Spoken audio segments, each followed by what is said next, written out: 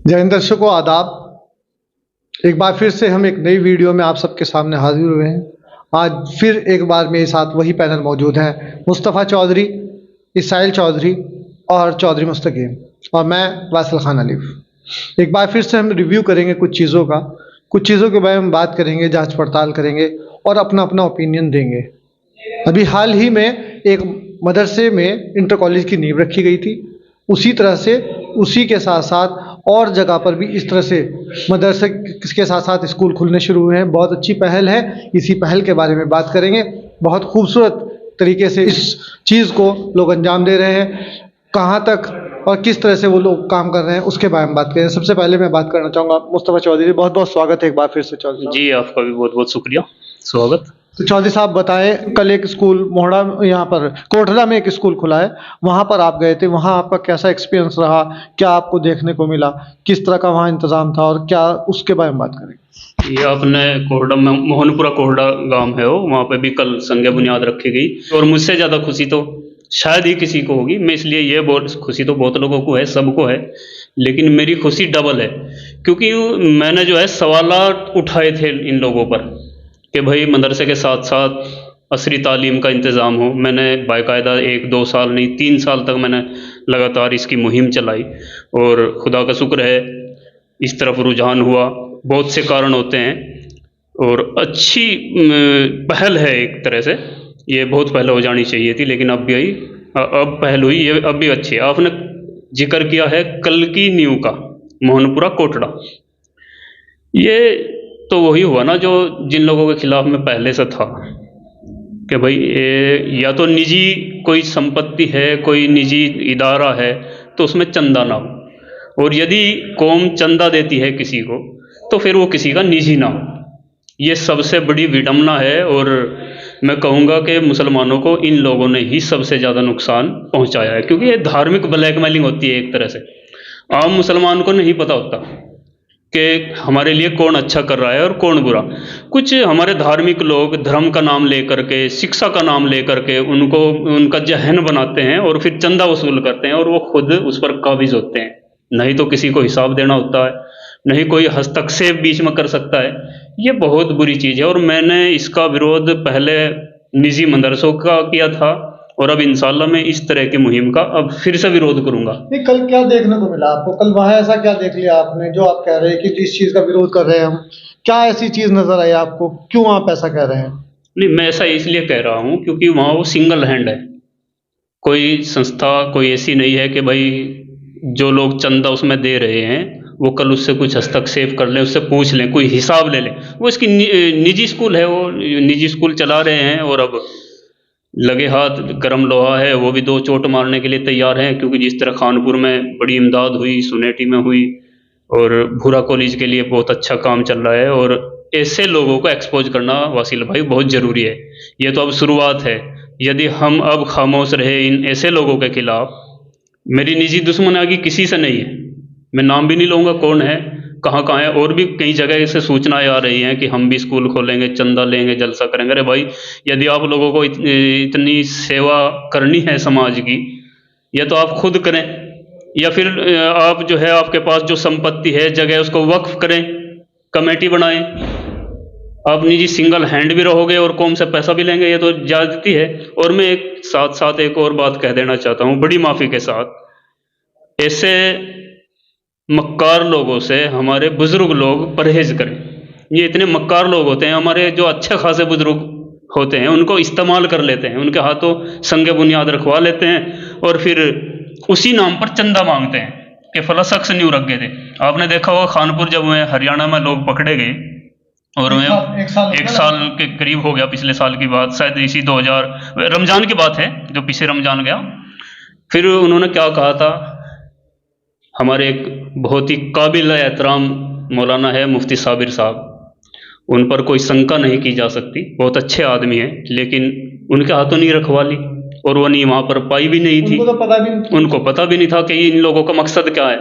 तो मेहरबानी करके हमारे उलेमा लोग ऐसे लोगों से परहेज करें, उनकी जो एक आदर सम्मान है समाज के बीच उस पर बट्टा लगता है और उनको पता। मैं ये नहीं कहता कि मैं जानबूझकर ऐसा करते हैं, वो उनको अंधेरे में रख लेते हैं ये इस तरह के शातिर लोग।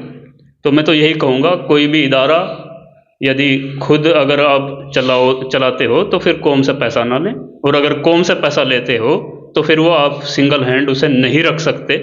और फिर दूसरी बात, स्कूल का अनुभव होना चाहिए यार। एक मदरसे का पढ़ा लिखा एक कोई भी छोटा मोटा मियाजी या हाफिज, उसको अनुभव क्या है स्कूल चलाने का? कौम को गुमराह करेगा, किस बेस पर स्कूल चलाएगा वो? खुद मदरसे चलाने का उन लोगों का अनुभव नहीं है।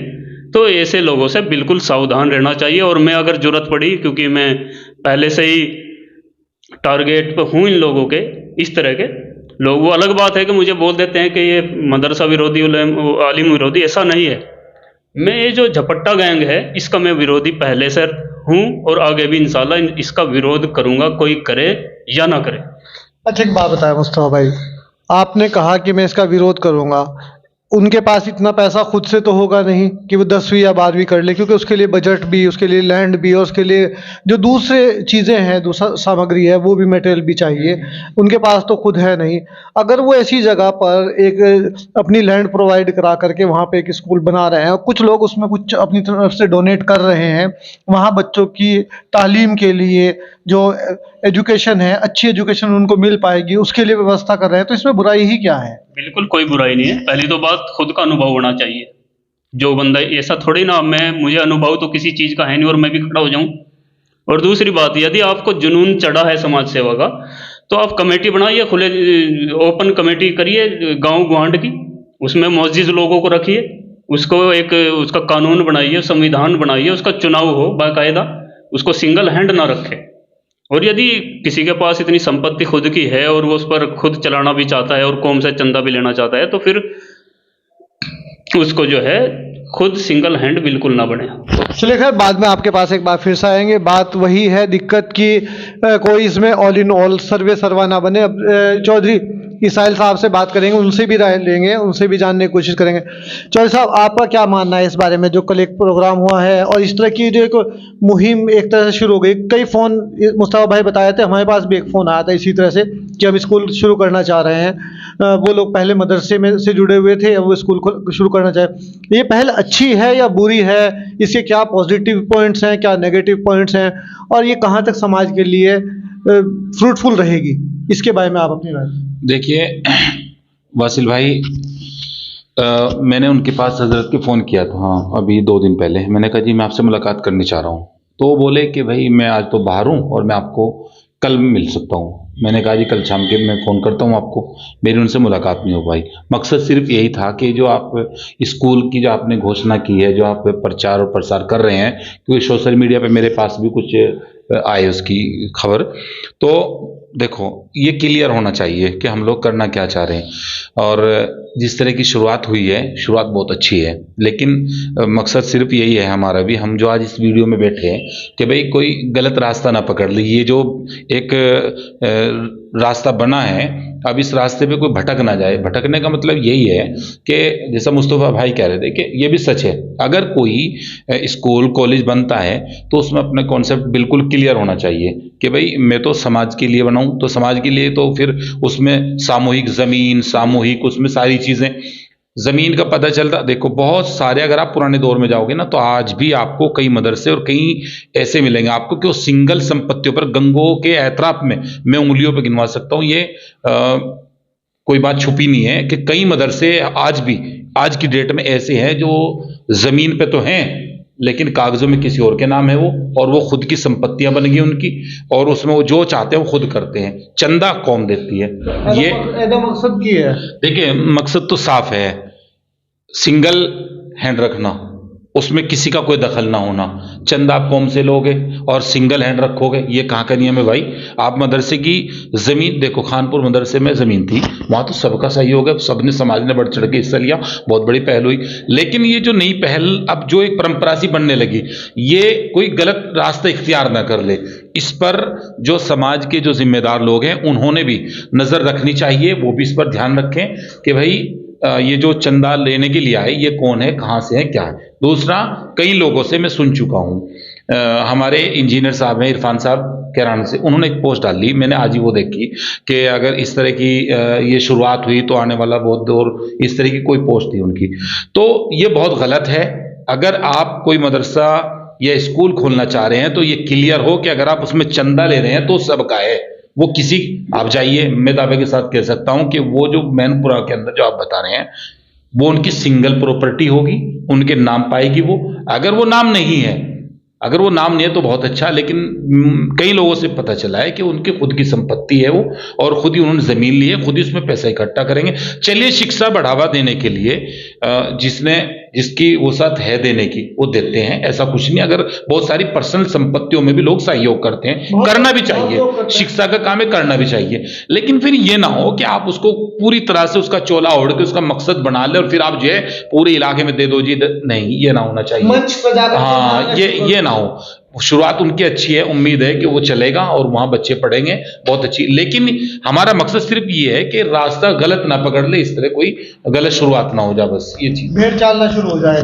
चलिए, खैर, अगले हमारे जो साथी हैं चौधरी मुस्तकीम जी, उनसे भी बात करेंगे, फिर फाइनल कंक्लूजन करेंगे इस चीज़ पर। मुस्तकीम चौधरी साहब, बहुत आजकल आप उद्घाटनों में जा रहे हैं, बहुत जगह पर जा रहे हैं, कैसा एक्सपीरियंस वहाँ का रहा, क्या देखने को आपको मिला? क्योंकि आप बहुत अच्छे से बता सकते हैं इस चीज़ को, शिक्षा से जुड़े हुए हैं, समाज सेवी भी हैं और शिक्षाविद भी हैं।